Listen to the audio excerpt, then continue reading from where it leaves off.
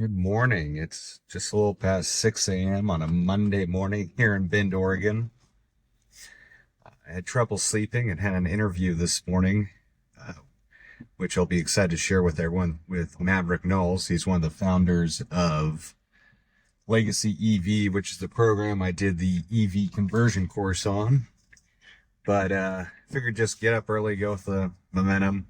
So been out for a little bit already, but just out of curiosity, I wanted to try and test a couple of things with these conditions and not many people on the roads. But it's been interesting. Oh, yep, there. It has done a decent job of knowing where the markings and stuff are, especially in the snow. But one of the unique things about here is we have so many roundabouts that when this goes into a roundabout, it's not that it does bad, it's just that roundabouts in the snow get usually a little icy and a little slushy, and so it becomes really easy to slide.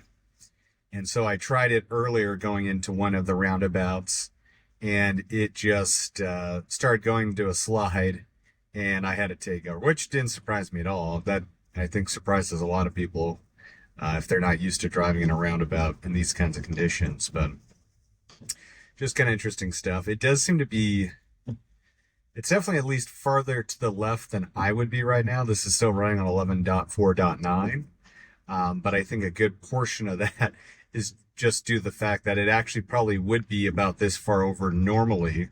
It's pretty wild because it's still showing double yellow lines.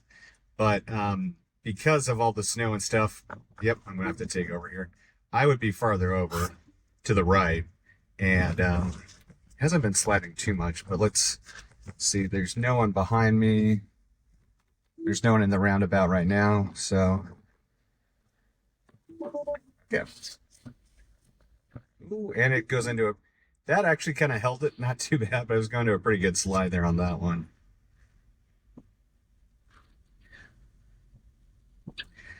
I I think that this is something that eventually a self-driving system could actually handle, but we're quite far away from that. Just because you need to know, obviously, your traction and other things that could be figured out fairly easily.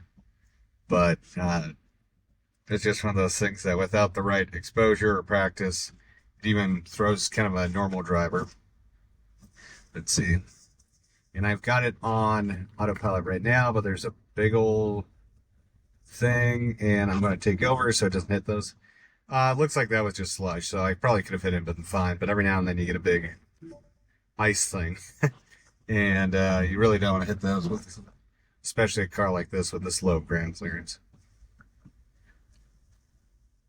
Once again, it's doing a really good job of showing where all these things are, but it's started drifting to the left there, which was kind of funny. But it seemed to take over, but now I've just taken back over.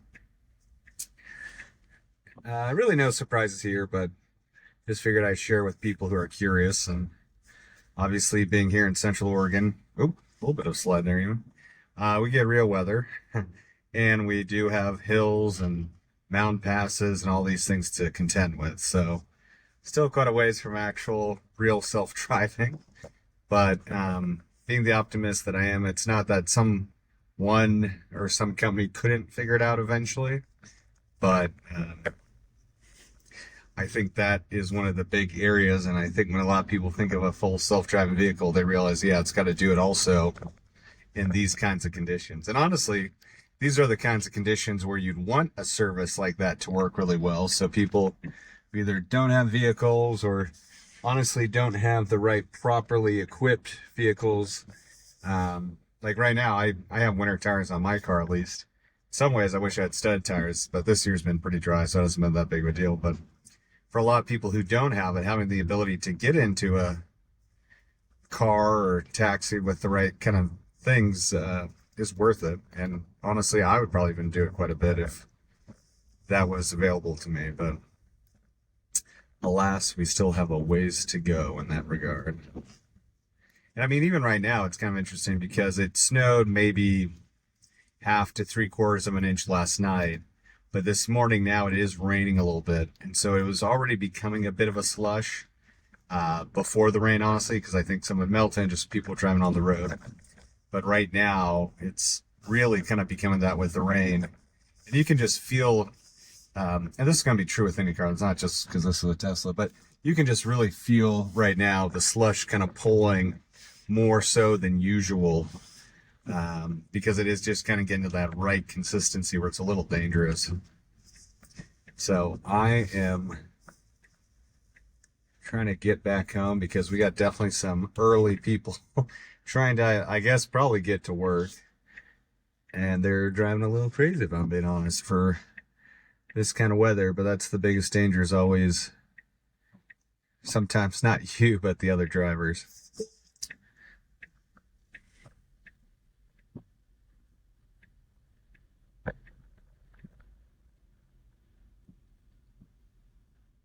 I'm actually just going to drive through this double roundabout that we have here just to see what it's like traction wise, and then I'll end this video. I can feel the back end sliding very slightly, but that so far this actually wasn't as bad as I thought it'd be.